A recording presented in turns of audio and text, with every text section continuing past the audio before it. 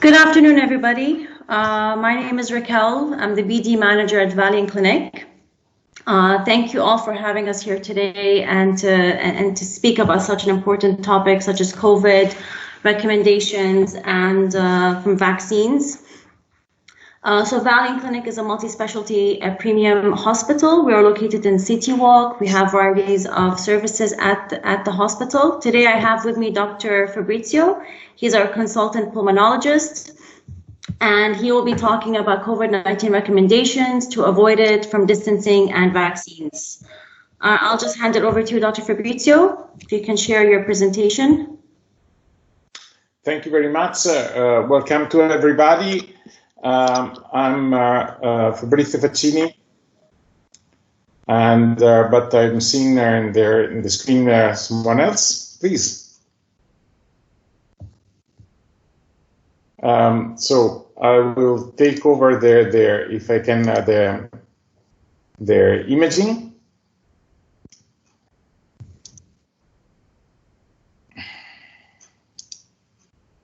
So today I'm going to give a brief talk about half an hour about what are the recommendations about how to avoid COVID-19, and then obviously we'll leave plenty of time to discuss about the topics I've introduced.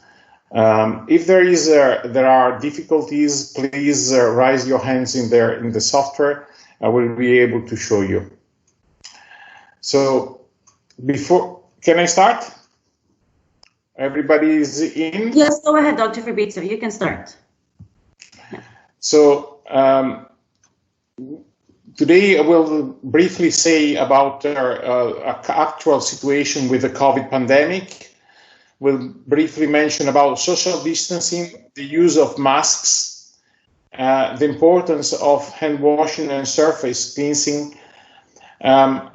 We'll also mention about the importance of the healthy immune system and vaccines and their variants, which are the two hot topics. So let's start with an overview of the COVID pandemic. So first of all, there are names, but we need to clarify. So sometimes we heard about COVID-19, sometimes about SARS. So these are two different names, but means they're slightly the same thing, slightly not.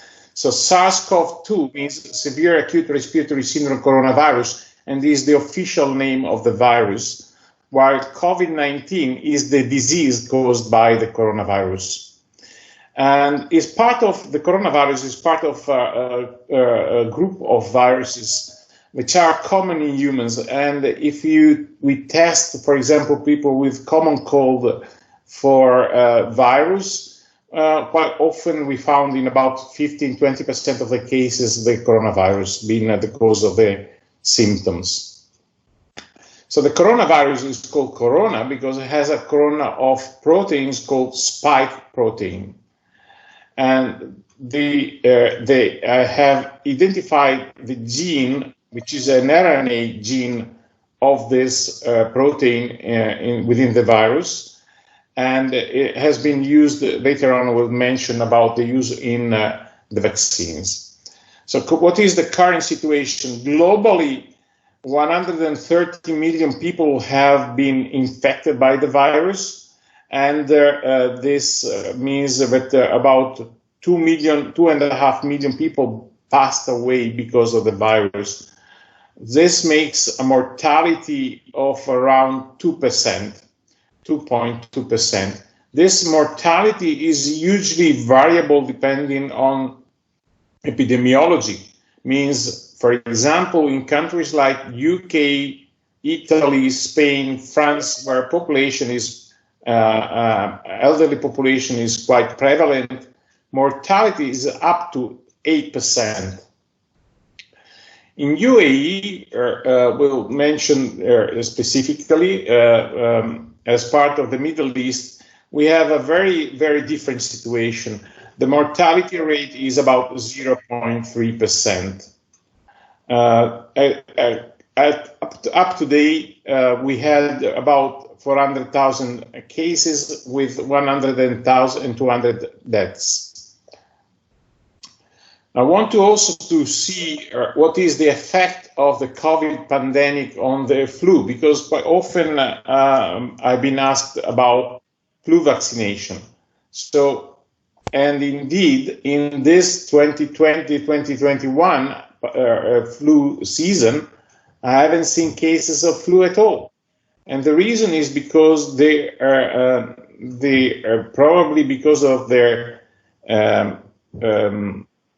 protection we take to avoid the COVID. We also made very difficult life for their influenza. And you can see here the influenza virus is flatline. So what about social distancing? Why are we talking about social distancing? Because the coronavirus is a respiratory virus, so it's spilled over between people. And this is with normal talk and with cough and with sneezing, we spread small droplets.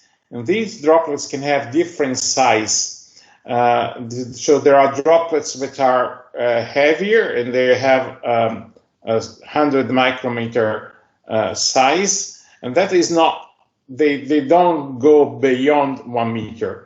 But the virus can be also present in smaller particles, and that they go beyond 1 meter. So they can reach another person within 2 meters. Have to say that the majority of the droplets will be of this size compared to this size. This is more often generated in specific situations and during the cough. So what is important to do is, so the 2 meters apart is a very important safe measure because we go beyond that meter where the bigger particles are present. And so we also proposed what is a technique called universal masking, and I will specifically discuss this while talking about the masks. And obviously we need a higher protection if we are exposed to people with unknown to be positive for the virus. We need to protect also our eyes, our nose, and for example, we touch our face quite often during the daytime, and because the mucosa of the nose and the eyes also are exposed to the air, it is important to maintain the distancing and to wear glasses whenever is possible. Nowadays, aircraft have taken action to reduce this risk of diffusing, for example, their droplets through their air conditioning. And they put specific filters in each aircraft to avoid this cross-contamination. So what about the mask? Because we mentioned about mask, we mentioned about universal masking. So sometimes we see very, very simple masks like scarves, handkerchiefs. They reduce definitely the number of particles, especially the one we expel. However, the reduction about these, very homemade masks are very limited. We are talking about a reduction of 20 to 30%. So the next option, which is the cheapest and most available, is the surgical mask. The surgical mask, as by the name, has been designed to avoid for the surgeons to infect their operation field. So their action was designed to reduce the number of droplets left out by the mouth and the nose of their surgeon. So yes, it does reduce the droplet particles and even the smaller ones up to 60%. But is 60% a protection?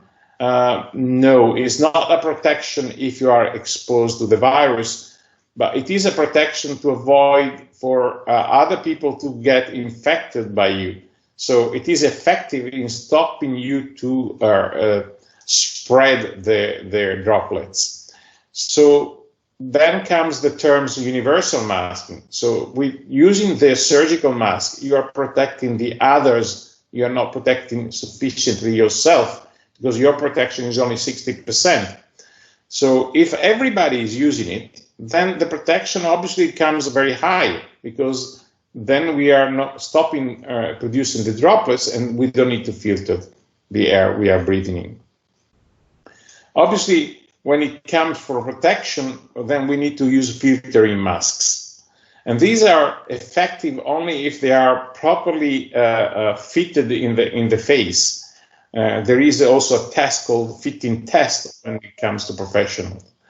And they come also with numbers called FP2 or FP3 or N95, KN95 or KN98 and N98. It means essentially that they filter about 95% or 98% of the particles. They should be replaced daily, because we breathe air that is not sterile, and if over the time we keep using the same mask, there is a layer of bacteria growing in the surface of the mask, and we risk to infect ourselves with our bacteria. So recommendation is change whenever it changes the smell, or it becomes wet, or within 24 hours. While hand washing, well, because the coronavirus survives in the surfaces. And we know that persist hours to days, depends on their surface we are talking about. For example, on clothes, it lasts 24 hours. So once we hang out our trousers, our jacket, our shirt, and we leave over the night, next day is unlikely to have still the virus available. But in certain surface can persist days, so it's quite important to disinfect those surfaces. And alcohol is known to kill within 1 minute the virus. But if we wash with soap and water, also we wash away all the virus for us. And remember how often we touch our face with the hands. That's why it's so important to keep washing your hands properly. And I would recommend to use water and soap whenever is available, and limiting alcohol products only when there is no availability of washing your hands. The reason is because alcohol actually is also quite aggressive towards your skin. And once your skin barrier is broken, it's easier for the virus to enter, even through your hands.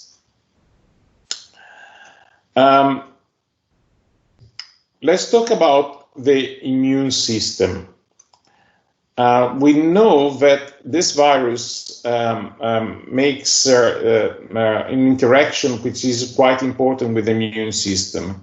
Enters the cells through a receptor that is available in our cells, that is a receptor that is used also by certain drugs to control the blood pressure. But moreover, it produces stimulates the immune system to produce antibodies against the virus to protect our body. And it's not only about antibodies, though. The virus also stimulates the immune system to use other weapons to get rid of it. So the T lymphocyte, called killer T lymphocytes, are quite stimulated to be active. And what they do is they go around our body. When they ask each cell if they contain the virus, the cell answers, yes, I have the virus inside myself. And then the T lymphocytes kill the cells. It is like having collateral damage to get rid of the virus. There is another type of stimulation about the T cells, are called T lymphocyte helper. The T helper cells are orchestra directors, and they organize the inflammation to fight the virus infection. And they are also the ones who are on charge to organize the production of the antibodies. However, the virus is quite aggressive against these T lymphocytes, and it makes them a little bit weaker. And in fact, our antibodies response in this type of infection is not as strong as for other infective diseases. So how can we stimulate our system? So we know, for example, that vitamin C is antioxidant. It reduces the effects of the inflammation, and so it also has some kind of stimulus of their immunity and protects the vascular system. And we know that, for example, coronavirus, one of their critical aspects is the inflammation caused to the small artery and capillaries of our body. And so it is a good way to enhance our system. We know that higher doses are required to achieve those effects. So the recommended doses from their guidelines is to use at least 2,000 milligrams every day. Better in divided doses rather than in a single dose, because the vitamin C is hydrosoluble, so it means cannot be stored in our body and is eliminated through the urine. So if we take a very high dose once a day, is less effective than taking two smaller doses twice a day. Vitamin C is not riskless. So the recommendation is to take such higher dose if you have the infection. But if you're thinking to take it a higher dose for prevention of their COVID infection, that is a wrong assumption. Yes, a smaller dose like 1,000 milligrams a day can be taken, but 2,000 milligrams a day brings the potential risk of causing symptoms like nausea, diarrhea, or even kidney stones. Vitamin D is also very important. For example, even before this COVID pandemic, I used to ask for vitamin D level in my patients, because vitamin D is an important element of our immune system, and is found in B cells, which are the ones who produce the antibodies, the T cells, our orchestra directors, and the antigen presenting cells, which are the cooperator of the T cells. So the vitamin D plays an important role not only in bone health, but also in the immune system health. And it is found that if you supplement vitamin D, the level of regulation of the T cells improves. And for example, we know that if you have low level of vitamin D, we have more likelihood of having a pneumonia. And if you take vitamin D, the likelihood of a respiratory infection is reduced. So vitamin D is crucial. It's something really to take into consideration in the equation when we are dealing with a pandemic caused by a virus, especially because those effects are mainly antivirus effects. And so what is recommended is during the acute infection is to take 50,000 units every week. That can be taken also like 10,000 units every day for 2 weeks. It's not a big difference. The vitamin D, however, accumulates in the body and can become toxic. So, for example, I had to stop at least 5 patients in the last couple of months vitamin D supplementation because they were reaching a level of toxicity and they were actually having symptoms caused by the vitamin D toxicity, which is mainly about nausea and vomiting or weakness, and but it can even cause kidney stones, so it is something relevant. Zinc is another supplement that can be used to enhance our immune system is actually being found to impair the replication of certain RNA viruses. It's not clear if it does anything to their coronavirus, but the coronavirus is an RNA virus. So it is at least logic to think about zinc can play a role in our immune defense against the virus. And it is also known that if you take zinc together with, for example, hydroxychloroquine, the effect of the zinc is much more stronger. However, also zinc is not riskless, and I had people taking zinc for months. Zinc is quite similar to another element in our bodies called copper. Now, copper is very crucial for the function of certain proteins, and if you displace the copper from those proteins, they don't work very well. So people taking zinc for a very long time have significant displacement of the copper. This can cause blood conditions, and potentially can cause even damage to our nerve system. Finally, I want to make a simple recommendation. Our grandmother recommendation to take a spoon of honey with lemon in the morning is still valid. It actually was included in the guidelines of the Dubai Health Authority for the protection against the virus. So the honey has propols that is a component which has a mild antiviral effect and is a protective. Is not fully protective, but certainly reduces the frequency of viral infection. I'm talking about all types of virus, including then also the coronavirus.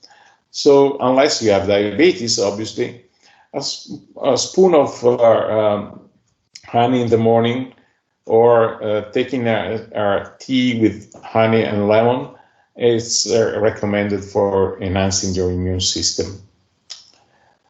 Now, obviously, there is a lot of talk, and many patients are coming into my clinic are talking about their condition, but then asking me about what to do with the vaccines.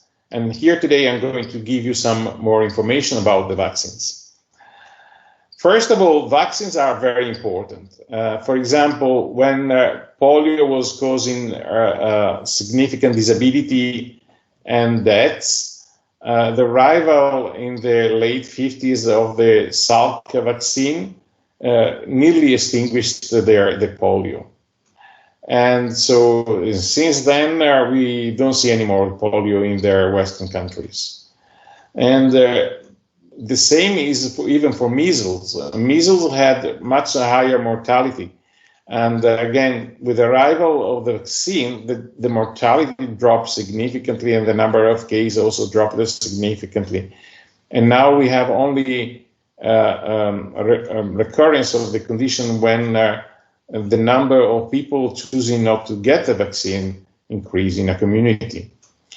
Obviously, it's not the same thing for everything. It depends on the strategy, how available is their vaccine. For example, this is the situation with the smallpox. It took years and years to start having some effect in the population, because obviously not all the people were able to have the vaccine available, and in many countries were available only in the late century, despite it was available, the vaccine, since initial of the 18th century. Vaccines is also about geopolitics. So most of the vaccines are made in US, but also they are made in the Russia Federation, in China. Now India is starting producing, and Australia is trying to produce, and the same is Europe is trying to produce vaccines. And if you go to US, the only recommendation, the strongest recommendation is toward the US vaccines. If you go to China, the strongest recommendation is for Chinese. If you go to Russia Federation, get the Russian vaccine, and Europeans are struggling with the vaccine, and they welcome everything because they don't have enough vaccines. And you can imagine also the rest of the world is in the competition among these vaccines.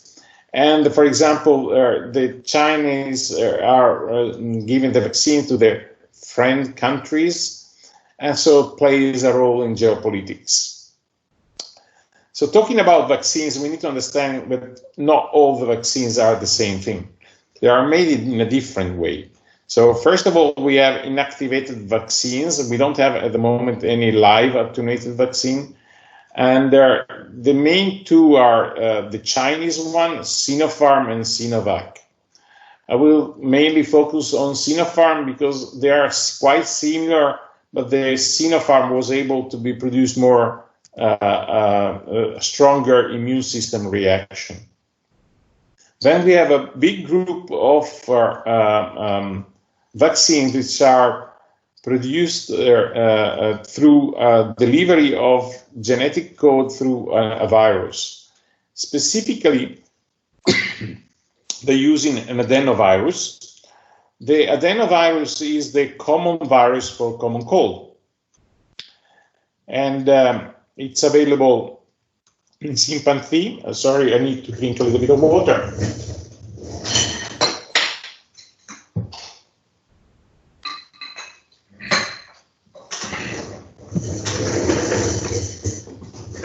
But they use also human adenoviruses. And we have a group of vaccines. Some of them are already available with also very good immunogenic response.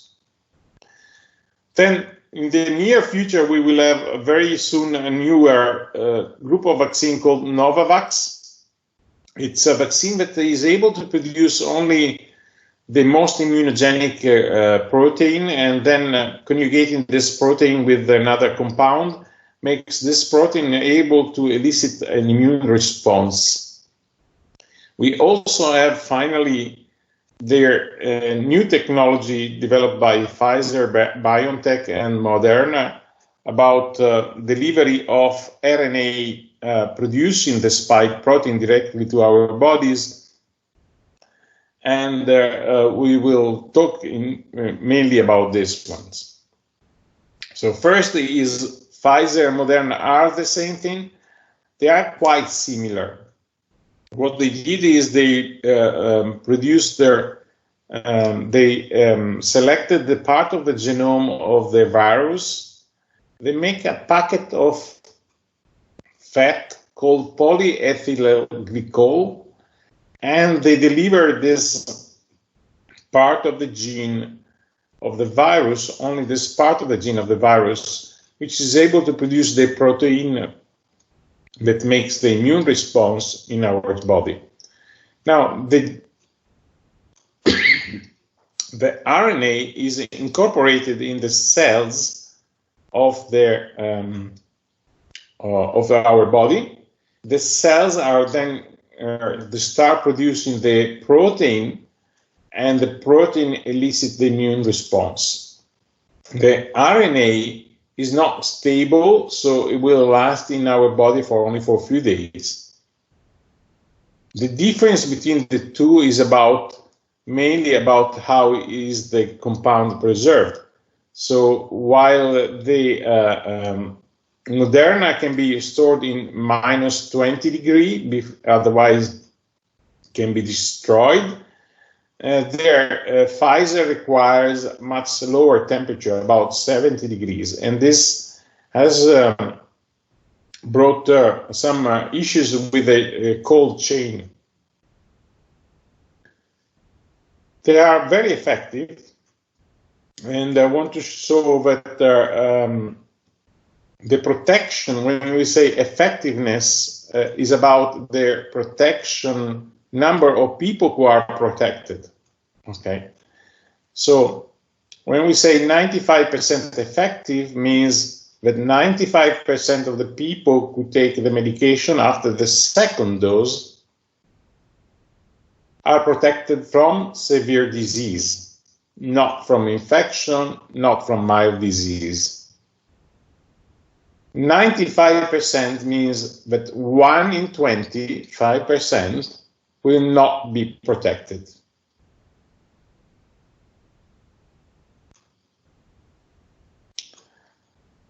In UAE, we had also the first vaccine was the Sinopharm. Now, this is a completely different system as compared to their Pfizer. It is made exactly as they make the polio vaccine.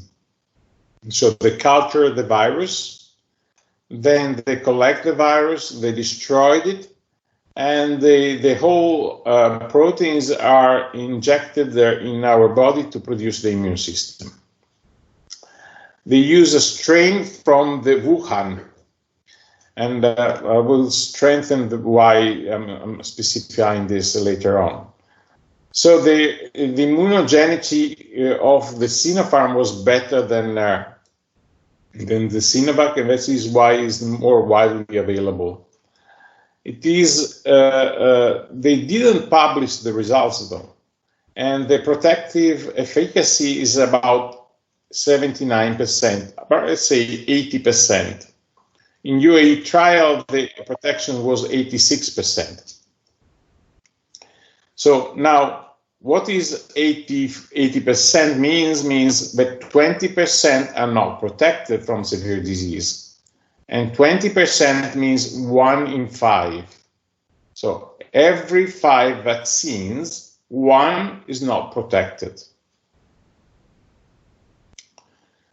Now, we had the opportunity to have the AstraZeneca vaccine here. The AstraZeneca is part of the group of vaccine produced with adenovirus.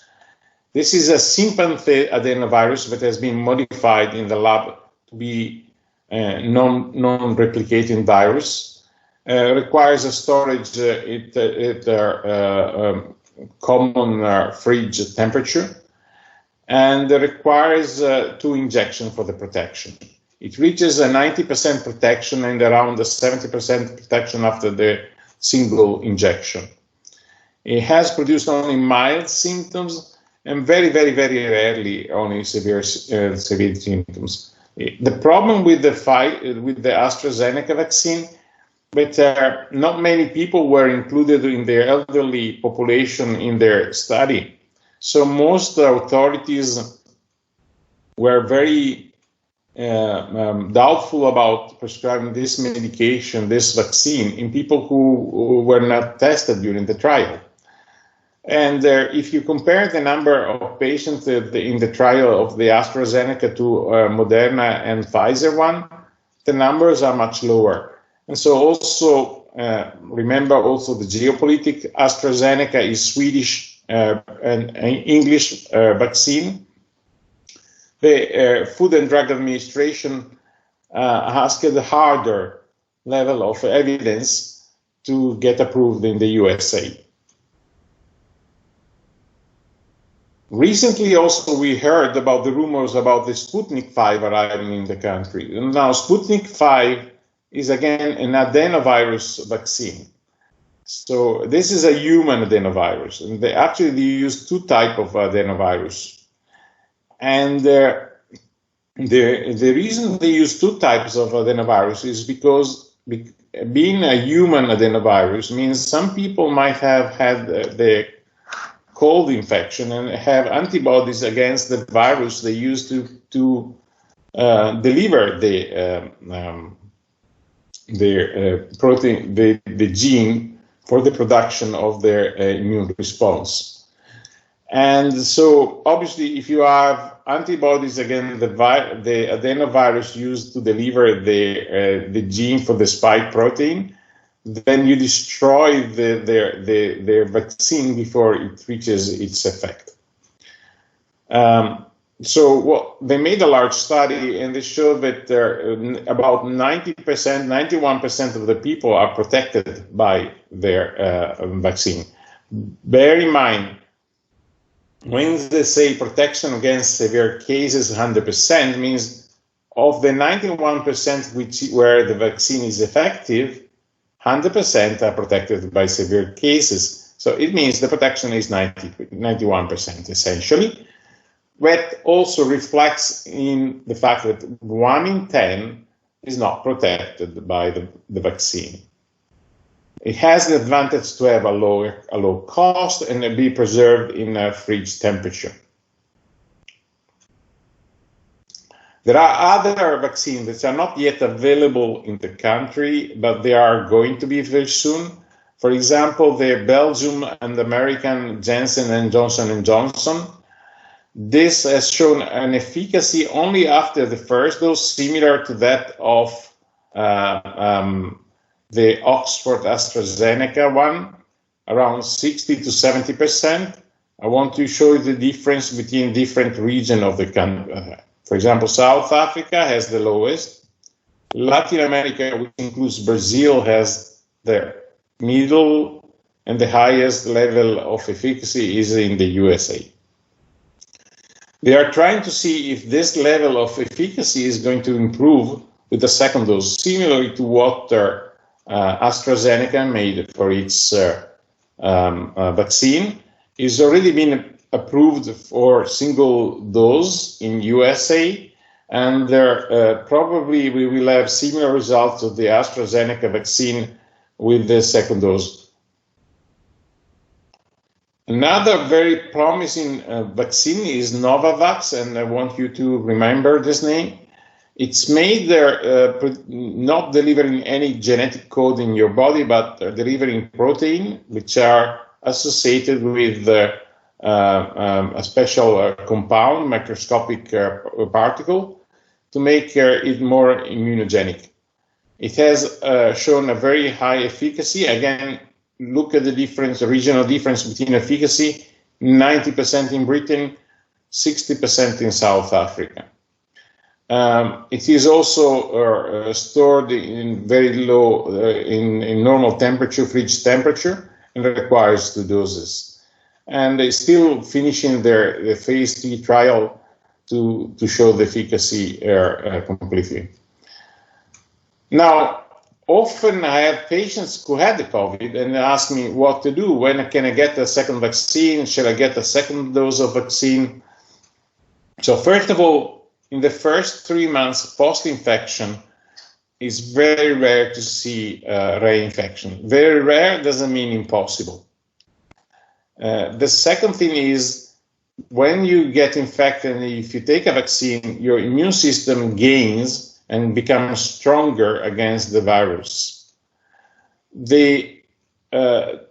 Taking the vaccine doesn't make any particular side effects in people who had the previous COVID infection, but rather they strengthen their immune system. The symptoms should be considered, because if you just had an infection, you cannot have a vaccine while you're having symptoms, as the symptoms you're going to have after the vaccine might be confounded with previous symptoms. So the recommendation is to wait to be fully recovered before considering to get a second vaccine. And because the only the medication vaccine that was studied properly for post-viral infection is Pfizer, we know that Pfizer can be given 1 month after the initial infection of the COVID. For example, for the Sinopharm, the recommendation is to wait 3 months. Anyway, it's unlikely for you to get an infection within the next, following the infection for the next 3 months. What about variants? Now, variants is a normal evolution of any microbes. And so since the quantum isolation of the virus has developed many variants, not only a single one. Obviously, there are a group of variants, and the initial variants was called 19A, and the 19B is the brother of their 19A, and they were developed in China. Then once they reached Europe, probably because of different population in Europe, in Italy they developed a first type of variant called 20, the 20A, and then they develop other variants. Now, are all these variants the same? They are not.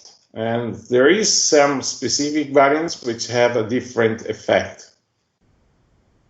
And there are especially 3 variants which are very important because they have a different behavior of the virus. So we have the English variant, which has an increased transmissibility. So it means for a single person who is infected is able to infect more people than the original virus. The South African variant, probably the most critical one, reduces the efficacy of our immune system reaction, and so the antibodies are less effective in fighting the infection. Then the Brazilian variant has a bit of both of their previous 2 variants, has an increased transmissibility, so means is able to infect more quickly and more effectively other people, and also has a capacity to reduce the efficacy of their natural or vaccine antibodies. So if a new variant reaches one country, and this is happening in France and in Italy, for example, where the British variant is taking over the original variant, then obviously the pandemic goes even higher than what it was because of the increased transmissibility of the infection. And within months, the new strain is the dominant strain.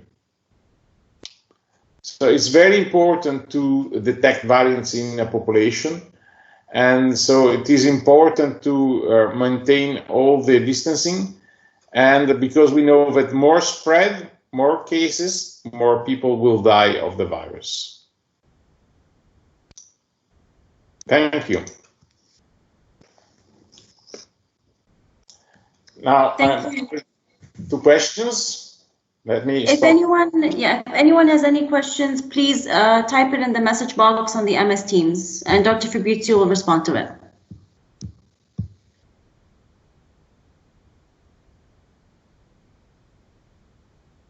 So did you see my presentation, first of all?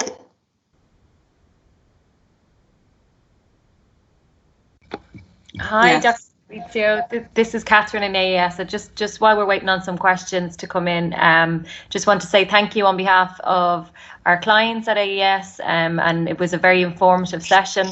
There was a lot of very good information, and I'm sure lots of people have questions. But just if you don't mind, if I can ask a question just while I'm on, and it's a lot of our clients would ask us about pregnancy, and obviously they would have concerns around maybe getting the virus if pregnant, and if that adds any extra concern. Could you maybe just throw some light on that if you don't mind? Thank you. Absolutely. This is a question also I'm receiving, and there are two things. First of all, none of their vaccines have been studied in pregnant women, and there is only now an ongoing study of Pfizer in US. So we don't have a strong recommendation. We know that certain countries have recommended the vaccine in the light of previous effect of the vaccines. For example, we can give vaccines like influenza vaccine in pregnant women. We know that it is more critical to give in the first trimester and safer to give in the second and third trimester, but is recommended through the whole pregnancy. So also we know that it is more dangerous to get the infection rather than to get the vaccine. So the recommendation at the moment, for example, in UAE, is not to give any vaccine to pregnant women. However, in Europe, for example, recommendations are different. The vaccine is given even to pregnant women. But at the moment, we don't have scientific evidence to make strong recommendations. Thank you. Dr. Fabrizio, you have 3 questions in the text box. So the first question is about what is my opinion about the vaccine for breastfeeding moms. So with the breastfeeding, what we deliver to our babies is the immune response. The vaccine doesn't go into the milk. So yes, it is possible to obtain vaccines while breastfeeding. Is actually recommended because then once you develop the immune response, you're able to pass on the protection through the milk to your baby. And we have another question. Can you explain the risk with high blood pressure and suggest what people need to do to proceed with the vaccine? So high blood pressure is indeed a risk factor for the infection because a complex situation. As I mentioned, one of their key door for the virus to enter our body is also used by certain anti-blood pressure medication. And this has made quite a lot of controversial discussion about if those medications needed to be stopped or need to be enhanced. In reality, the interaction is very complex. And although it is taking anti-blood pressure medication using the same receptor as for the virus can, in certain situations, be detrimental, is actually also favorable for other aspects. So overall, the results is that taking the medication doesn't make any difference. Why people with high blood pressure have a higher risk of the condition is because the virus is a systemic infection. It doesn't affect only the lung, but certainly affects both lung and heart. Now, blood pressure is also an additional strain for the vascular system. And the virus also hits very heavily on the vascular system. It makes an inflammation of the vascular system called vasculitis, which is also the cause of the thrombosis. So, although the interaction is complex, yes, people with a high blood pressure are at higher risk with the COVID infection, and they should have a priority in terms of obtaining the vaccine.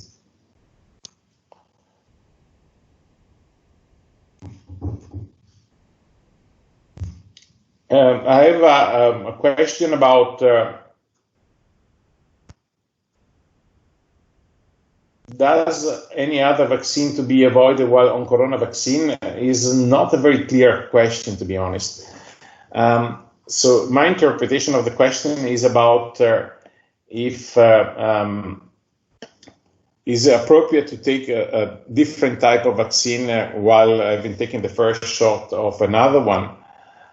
It's not recommended to do so because what we know about the effectiveness of one vaccine is when there is a double stimulation for the majority.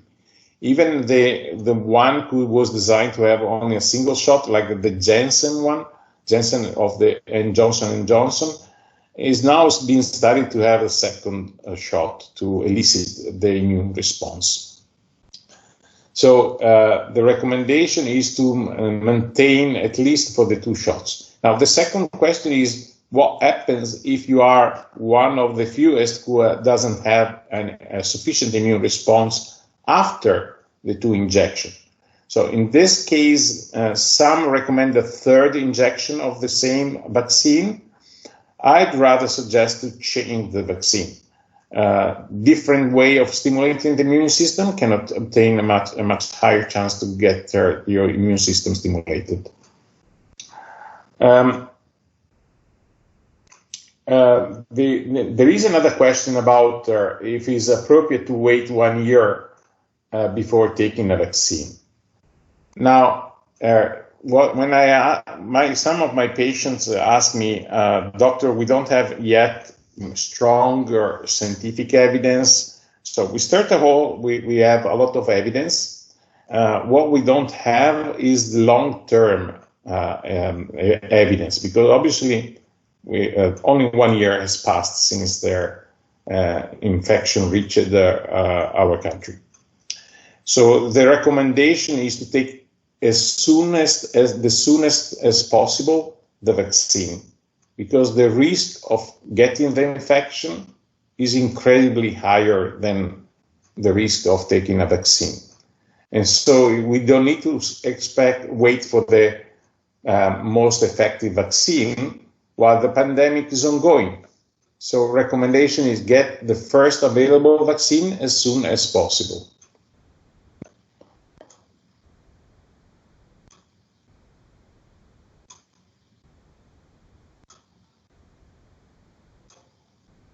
So there is a question about what happens if the person has a COVID infection and takes the vaccine without knowing it. It actually happened even during the trials. And what we know is that simply strengthen the immune system, and there is no major side effects. The only thing is, if there was a side effect, it would have been very difficult to differentiate it from the disease. And this is why Pfizer recommends at least 1 month from the beginning of the infection before getting a vaccine.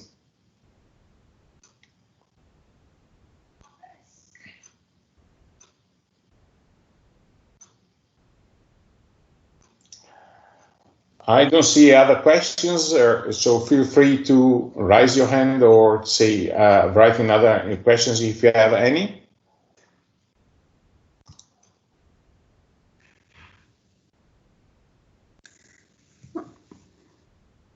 I guess that's it. We can wrap it up. And if Dr. Fabrizio, if you're okay with sharing your email ID, if anyone has and would like to talk to you privately, I can give the email address to Catherine, and whoever would like to book an appointment with Dr. Fabrizio or speak to him privately, you can do so. Absolutely, no problem. Share my contact numbers, please. Okay. Again, Dr. Fabrizio, I just want to say many thanks for joining us today. You've given very, very interesting insights into the virus and to vaccines. I know it's a topic on everyone's mind at the moment. So thanks so much for your time. I know you're very busy. So on behalf of AES and our clients, thanks so much for joining us. Thank you, Catherine. Thank you. Take care and stay safe. You too. Thank you, everybody. Bye-bye. Bye.